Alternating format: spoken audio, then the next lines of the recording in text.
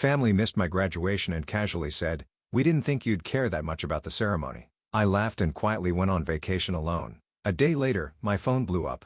Family missed my graduation and casually said, "We didn't think you'd care that much about the ceremony." I laughed and quietly went on vacation alone. A day later, my phone blew up when they realized, "Turns out I do care." That was the caption. Just 4 words under a photo of me on a quiet stretch of beach, drink in hand, sun dipping low behind me, and a look on my face that said more than any long-winded message ever could.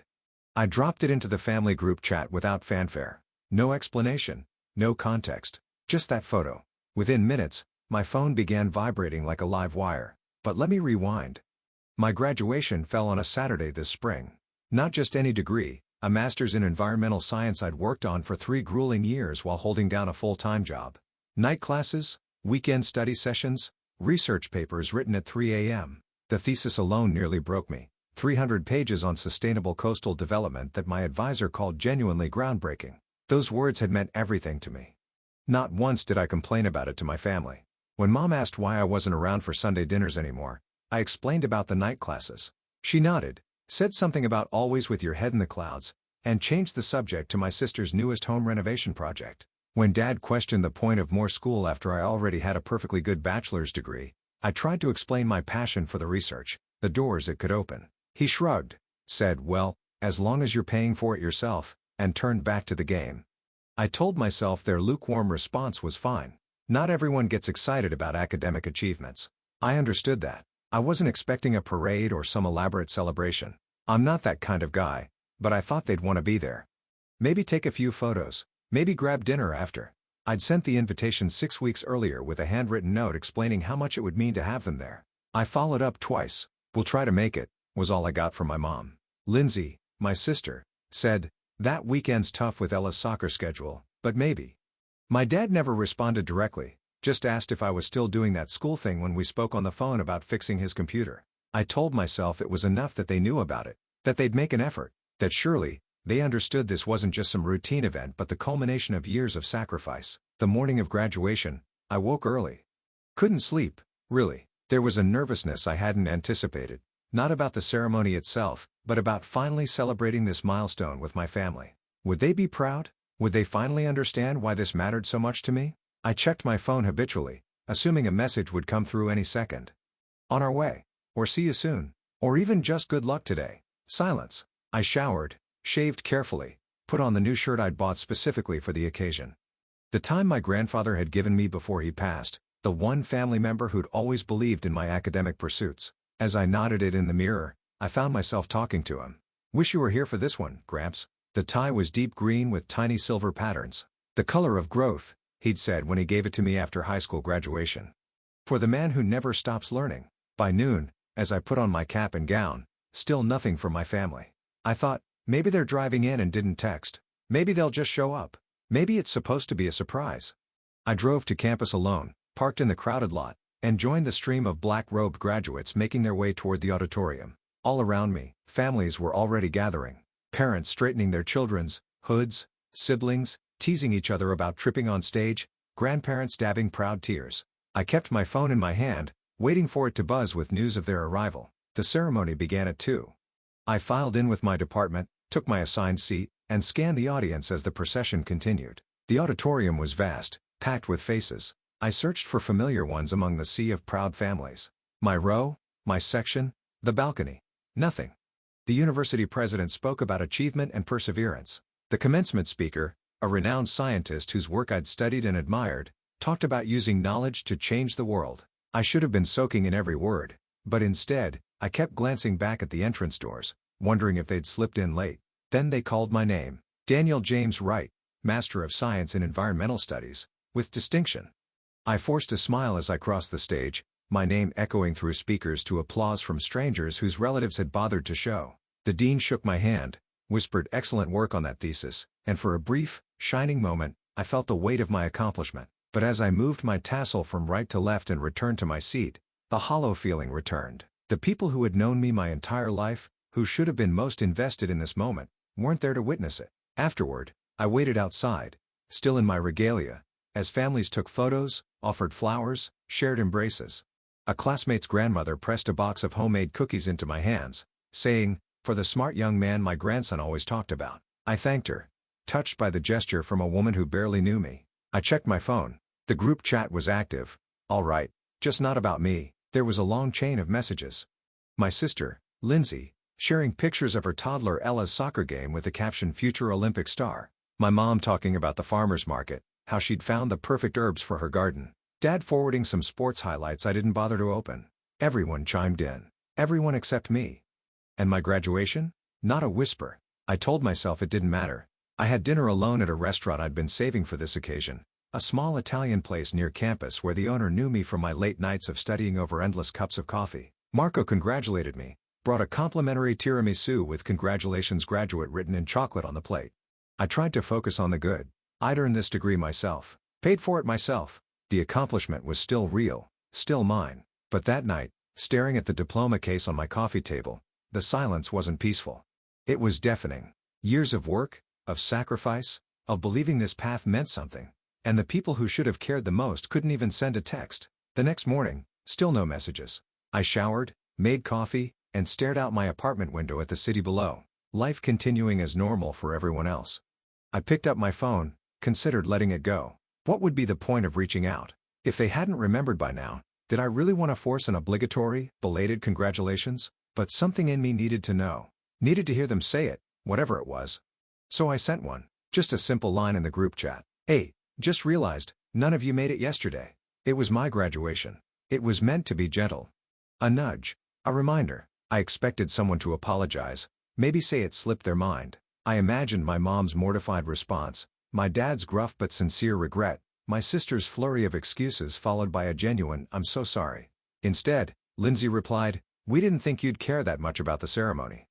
That was it. 7 words that landed like a punch to the chest. I stared at it for a while, rereading it as if maybe I was misinterpreting the tone. I wasn't. That sentence did more damage than a full day of silence.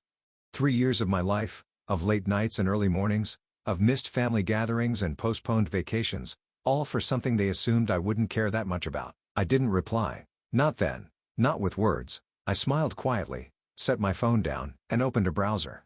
There's a trip I'd talked about for years, a place I'd always dreamed of visiting. Costa Rica, something about the combination of rainforests and beaches, the sense that it's a whole world away where conservation and science were valued, always called to me. Every time I brought it up, someone in my family would scoff. "That's a lot of money for sand and water. Wouldn't you rather go somewhere practical? You can't do that kind of trip alone, it's depressing." But suddenly, I wanted exactly that. I didn't need company. I didn't need permission. I needed a reset. To remember who I was and what I valued before years of family and difference had made me question it. So I booked the ticket, paid in full. No points, no discounts, just peace. First class, even, a graduation gift to myself. Then I packed my bags, made sure work was squared away with a hastily requested leave of absence. My boss, who'd attended my graduation with his wife, was surprisingly understanding, and slipped out the door. No one knew. I didn't leave a note, didn't post anything. Just boarded the plane and disappeared. And that's where the story begins. Not at graduation, not with the silence, but with the moment I chose to stop asking to be seen. The airport buzzed with the usual chaos, overhead announcements, the rush of people weaving through security. But for me, every sound became a gentle reminder of leaving it all behind. I checked my single suitcase, moved through TSA pre-check with practiced efficiency, and found my gate with time to spare. I remember sitting there, watching families corralling excited children, couples leaning into each other, friends checking last-minute details, and feeling, for the first time, like the silence around me was a choice. I realized that every congratulatory text, every "we're proud of you" I'd waited for would never come. It was liberating in its own way. Boarding the plane, I settled into my window seat, watching the familiar cityscape shrink beneath me. I wasn't sad. Not really. I felt a quiet thrill at the thought of solitude, the freedom to just be without the weight of family expectations. For as long as I could remember, I'd been the reliable one, the one who fixed things, who showed up, who listened to everyone's problems and never complained about his own. The flight was long enough for me to sink into a reverie. I pulled out my graduation program, ran my fingers over the embossed lettering of my name, the specialty I'd chosen, the honors notation. All those nights of exhaustion and doubt, all for this moment that should have been shared but wasn't. With every mile, those pages seemed to whisper promises of a new beginning. I ordered a glass of champagne, my first real celebration, and watched the clouds drift by beneath us. A woman across the aisle noticed the program in my hand and offered a genuine congratulations. We talked briefly about my field of study, her own work in marine biology years ago. "It's important work," she said before putting her headphones back on. "The world needs more people who care about what happens to it." The simple validation from a stranger made my throat tight. Hours later, the plane descended over a coastline that looked almost surreal, verdant rainforests meeting golden beaches, a deep blue ocean stretching endlessly. I stepped off into a gentle warmth that immediately washed over me, melting the remnants of that cold, biting disappointment from home. I felt an odd calm. Here, the world was vast and indifferent, and I was free to define my own worth. My first night was spent in a modest bungalow perched on a hillside that overlooked the sea. I sat on the small porch, a cool cocktail in hand, and listened to the rhythmic lap of waves, a soothing that replaced the discord of silence I'd endured back home. Every sound, every breath of wind seemed to validate my choice. The tiny geckos that skittered across the ceiling, the distant calls of howler monkeys from the jungle behind me, the rustling palms, they felt more present, more real than the hollow congratulations I might have received out of obligation. I wasn't running away. I was moving towards something real, a life that wouldn't rely on hollow family rituals. Yet, as I drifted off to sleep under a sky so clear it felt like a cosmic promise, I couldn't help but think this was more than a vacation. It was a silent declaration that I deserved better. And with that realization, the journey was no longer just an escape, it was the first step toward a life where my achievements mattered, where my happiness mattered most. The morning light streamed through gauzy white curtains as the waves rolled in, steady, unbothered. I sat cross-legged on the porch again, barefoot, my coffee cooling beside me. That familiar ache in my chest, the one that had followed me for years like a shadow, felt quieter now. Not gone, just lighter. I had no plan for the day, no itinerary, no one expecting me to check in or report back. And for the first time in a long while, that didn't feel lonely. It felt like breathing room. Around mid-morning, I wandered down to the beach. The sand was warm, the water unbelievably clear. I found a tucked-away spot beneath a leaning palm, laid back in a sun-worn chair, and ordered a drink from the nearby beach bar. It came in a tall glass with fruit and a little paper umbrella, ridiculous, indulgent, and perfect. A book from my field, one I'd been meaning to read for pleasure rather than research, lay open on my lap. The words seemed to flow differently here, freed from the pressure of citation and analysis. This was knowledge for its own sake, the reason I'd fallen in love with environmental science in the first place. That's when the idea struck me. I pulled out my phone, opened the group chat. No one had said anything since Lindsay's dismissive "we didn't think you'd care that much about the ceremony" reply. The same thread where birthdays were usually flooded with heart emojis and inside jokes. Where they'd once posted 17 messages about my niece's lost tooth. Silence. I lifted my phone and framed the shot. The beach behind me, drink in hand, my feet barely in view. But it was my expression that mattered most. A half smile, not smug, but calm. Like I had stumbled into something sacred. In the background, you could just make out the edge of my thesis printout serving as a makeshift coaster for my drink. A small, private joke to myself. Click. I tapped the screen. No message. Just the photo. And then beneath it, I typed, "Turns out I do care." Send. Then I turned my phone off. I didn't wait for the reaction. Didn't wonder how they'd interpret it. I just slid the phone into my bag, closed my eyes, and let the sun warm my face. For the first time in years, I wasn't waiting to be chosen. I had chosen myself. It started with a buzz, then another. I didn't turn my phone on right away. I let it sit there, muted and vibrating deep in the canvas of my beach bag, like a panicked heartbeat trying to be heard. It wasn't until the sun began its slow descent behind the horizon, casting the water in copper and blood orange hues, that I picked it up again. 37 missed notifications. Group chat alive again after a full day of radio silence. The first message came from my mom. "Wait, where are you?" Then Lindsay, "Was that real? Are you actually gone?" Then the others started pouring in. Dad, who rarely texted, "You could have told someone you were leaving," which was rich, coming from a man who didn't even remember to show up for the culmination of my 3-year academic journey. My younger cousin even chimed in. "Dang, that's a power move." He always liked drama, even if he didn't understand it. But most of the messages weren't curious. They were defensive, confused, panicked. Like they had all suddenly realized something was missing from their carefully arranged little orbit, and that thing was me. Lindsay sent 3 voice notes in a row, none of which I played. The preview text alone told me what I needed to know. "Okay, I didn't mean it like that.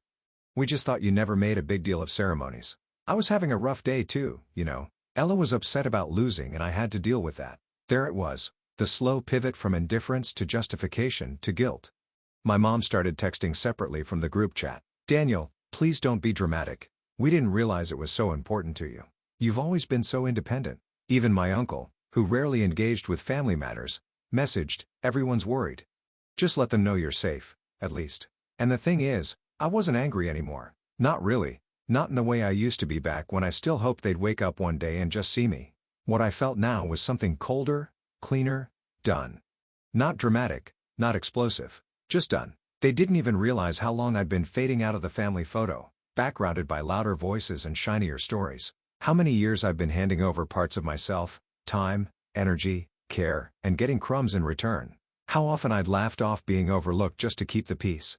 Like the time I'd published my first academic paper, sent them all copies, and not one of them mentioned reading it. Or when I received a small grant for my research and called to share the news, only to have the conversation redirected to Lindsay's kitchen renovation within minutes. But that one sentence, "We didn't think you'd care that much about the ceremony," that cracked it wide open. And now they were scrambling, desperate to rewind something that had been unraveling for years.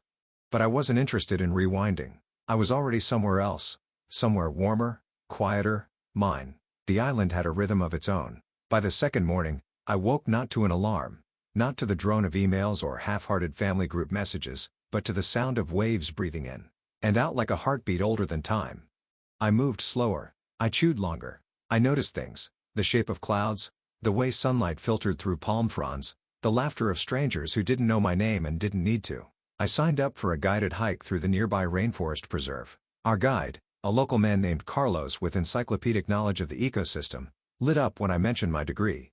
Environmental science? Then you must come see our conservation project. He adjusted the tour on the spot, showing me areas where reforestation efforts were succeeding, explaining challenges with local water systems.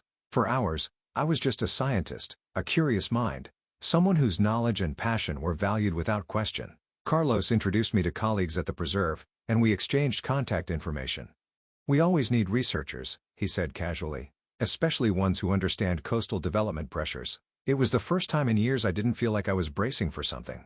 No one expected anything of me here. No one was disappointed or unimpressed. No one kept me around out of obligation or convenience. I wasn't a placeholder son, the overlooked sibling, the friend who always remembered birthdays no one returned. I was just a guy with expertise that mattered, drinking coffee on a porch overlooking the sea. And that was enough. Back home, the messages didn't stop. My cousin Tyler sent a long paragraph about how everyone had been really busy lately and meant to attend. My mom called twice, then left a voicemail I didn't listen to.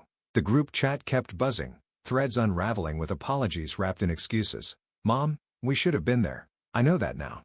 But you've always been so quiet about your accomplishments. We never know what's important to you. Lindsay, I'm sorry for what I said. It came out wrong. Of course you care about your graduation. We just didn't realize how much." Even my dad, ever blunt, sent a message that almost shocked me. "Look, maybe we messed up, but you're making a big deal out of one missed graduation. We've been to plenty of your things over the years." That's when I knew. They still didn't get it. It wasn't about the graduation. Not really. It was about being forgotten so effortlessly that when I reminded them, they thought I was the one being dramatic. They thought silence was something I wouldn't mind because I never made noise, because I'd never demanded to be heard. I'd always laughed, always shrugged, always swallowed it down. But I wasn't hungry anymore. That afternoon, I sat at a small beach cafe, the ocean just beyond the railing. A woman at the next table smiled at me. Not in a flirty way. Just kindness, recognition. It felt strange, being seen so easily by someone who didn't know a single thing about me. She was reading a book on marine conservation, one I'd studied extensively for my thesis. We struck up a conversation that drifted from academic theory to practical application. She was a professor on sabbatical, working with a local university on developing sustainable tourism practices. "The hardest part," she said, "is helping people see that preservation isn't just about saving pretty fish or nice beaches. It's about creating systems where human needs and environmental health aren't in constant opposition." I found myself talking more than I had in months, ideas flowing freely. She listened with genuine interest, asked insightful questions, challenged my assumptions in ways that made me think deeper rather than defend myself. As the sun began to set, casting long shadows across our table, she said something that stayed with me. "You know what I like about scientists? They notice things other people miss. They pay attention. That's a rare gift." And I thought, this is the life I want.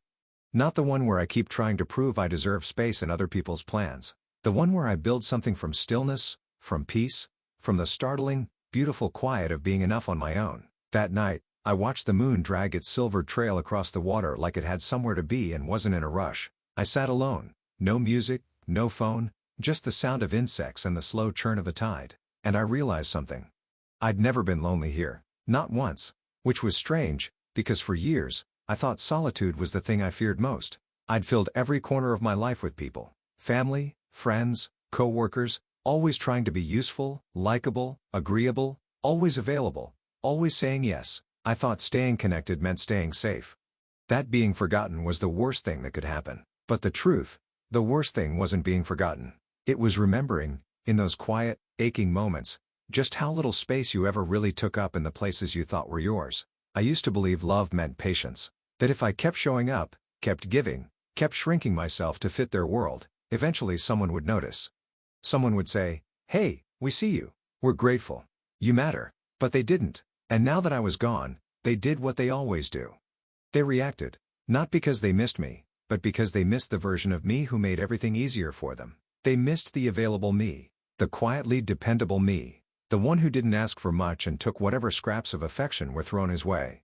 But that version of me, he stayed home. The man on this island, the one with sand between his toes and a spine that finally straightened under the weight of no one else's expectations, he was something different. He was done performing, done waiting, done belonging to people who only noticed his absence, never his presence. When I finally turned my phone back on, 3 days since I'd sent that photo, the screen lit up like a slot machine. Over 100 missed notifications, voicemails stacked on top of each other, missed calls from numbers I recognized by heart, and a few I didn't. The group chat was unrecognizable now. Where there used to be one-liners and lazy memes, there were long, frantic messages, one after another. "Mom, please call me. I didn't realize how hurt you were. We can plan a small celebration when you're back. Your father feels terrible. Dad, you could have just talked to us instead of disappearing. This isn't like you, Daniel. Lindsay, I didn't mean it that way. I swear. We can plan something for when you're back. A proper graduation dinner with everyone. Uncle Joe, your mom's really upset. Can you just text her? Lindsay again? Seriously? Ignoring us now? This is childish." Then not long after, "Okay, I'm sorry. I was out of line. Please just let us know you're safe." Guilt, anger, pleading, back to guilt. They cycled through every emotion but the one that might have mattered most, understanding. They weren't sorry for what they did. They were sorry that I finally reacted to it. And yet I read every word. It would have been a lie to say I didn't feel something. A small part of me, the same part that used to stay up late remembering moments where I'd wait for them to notice the extra effort I made, the help I offered, the achievement I earned, still wanted a fix, still wanted someone to step up and say, "We were wrong," but none of them did. They just wanted it to blow over, wanted me to come back, resume my role. Let the silence return to its familiar, comfortable place. So I gave them a silence that was louder. I muted the group chat. One by one, I tapped the names, selected, blocked, and felt strange sense of peace every time the confirmation popped up. There was no satisfaction, just clarity. This wasn't about punishing anyone. It was about freeing myself from the echo chamber of being tolerated. Then finally, I opened my contacts list and stared at the number I'd had since I was 16, and I changed it. A new number. No more unread apologies. I changed it. A new number. No more unread apologies. No more graduation silence. No more pretending we were something we weren't. That night, I walked the shoreline until the tide reached my ankles, the surf cool and insistent, washing away any final trace of hesitation. I didn't need their noise anymore. The plan had been 1 week, 7 days to unwind, to reset, to catch my breath. But as my final day approached, something in me refused to go back. The thought of returning to the same familiar spaces, the same polite indifference, the same slow erosion of self, it felt heavier than any suitcase I'd packed. So I walked in erosion of self. It felt heavier than any suitcase I'd packed. So I walked down to the front desk of the little beach resort and asked, "Any chance I could extend my stay?" The woman smiled, typing quickly. "How long are we thinking?" I hesitated, then said, "Let's start with 2 more weeks." 2 turned into 4. And somewhere between hiking jungle trails and sipping morning coffee on balconies carved into cliffsides, something shifted. I stopped counting the days. I stopped checking the calendar entirely. I started making small, quiet plans, not for return flights or apologies, but for living. I reconnected with Carlos from the nature preserve. He introduced me to Dr. Navarro at the local university, who happened to be looking for someone with a fresh degree to help develop a community education program focused on sustainable coastal management. "Your thesis focus is exactly what we need," she said after reading my work. Someone who understands both the science and the human elements. A quiet woman named Elena who worked with the university's outreach program offered me a place to stay in her family's guest house if I committed to the project. Nothing formal yet, just space, time, a bed, a chance to use my degree for something that mattered. It wasn't glamorous, but it felt real. And I found I liked the rhythm of slow, deliberate days, planning curricula that would actually help people, walking to town barefoot, fixing things with my hands, no expectations, no trying to be what someone else needed. For the first time, I had room to ask myself what I needed. Some days the old doubts crept in. Was I being selfish? Was I running? But every time I walked through the village and someone greeted me by name, or watched local fishermen implementing sustainable practices I'd helped explain, or sat by the sea with a book and no interruptions, I knew the answer. No, I wasn't running. I was finally arriving. It was a Tuesday when it hit me. I was organizing some books for the community program, the sun soft and low over the trees, when I caught my reflection in a dusty window pane. I stopped. It was such a simple thing. My own face, older than I remembered, tan from weeks in the sun, the crease between my brows finally softening. I barely recognized myself. Not because I looked different, but because for the first time, I looked at peace. There was no audience here, no role to perform, no sibling to outshine or parent to appease. Just me, finally using my education for something that mattered, on the edge of a new life. And I thought, this is who I've always been beneath the noise. It wasn't a grand epiphany, no lightning bolt, just a quiet knowing. The version of me they forgot on my graduation, the one they assumed wouldn't care, was gone. And in his place stood someone sturdier, softer too, not in a fragile way, but in that solid, unshakable way that comes from no longer needing permission to take up space. I hadn't spoken to my family in over a month now. I didn't miss them. Not because I hated them, but because I finally understood the kind of love I had been chasing didn't exist in that house. I'd spent so many years bending myself into versions of the son, the brother, the dependable one they'd accept, and they still didn't. Not because I wasn't enough, but because they never looked closely enough to see what was in front of them. Sometimes, people only value what they lose when it's too far gone to reach. And by then, it's not their right to have it back. I wiped my hands on my shorts and looked around. The books, the porch, the hammock swinging gently in the breeze, and thought, I want to stay. Not just for another few weeks. 4. Good. I never told them I wasn't coming back. I didn't need to. The silence they used to give me? I gave it back, but this time, it had weight, purpose. It wasn't empty. It was full of peace. I changed my number, closed my old accounts, started building a life using the very degree they couldn't be bothered to celebrate. In a beautiful twist of irony, the research I was now developing would likely be published in journals my father might someday read without ever knowing his son wrote the words. The sea is always just a few steps away. I wake up with the sun, fall asleep without worry. Some days are hard. Research always is. Some days are beautiful, teaching local children about their ecosystem and watching their eyes light up with understanding. I didn't meet a grand finale or some emotional confrontation, just stillness, freedom. And somewhere along the way, I stopped waiting for the people who never saw me to suddenly start trying. Because I see me now, and that's enough. More than enough. Sometimes at sunset, I sit on that same beach where I took the photo that changed everything. I think about that caption. Turns out I do care, and smile at how much deeper that truth runs than I even knew then. I care about my work. I care about this place. I care about building a life that doesn't require me to be smaller, quieter, less passionate about the things that matter. And maybe someday, years from now, my family will see my name on research that helps save coastlines like this one. Maybe they'll finally understand what I was trying to tell them all along. Or maybe they won't. Either way, I'll be here. Watching the tide roll in. Caring deeply. Living loudly. Finally heard.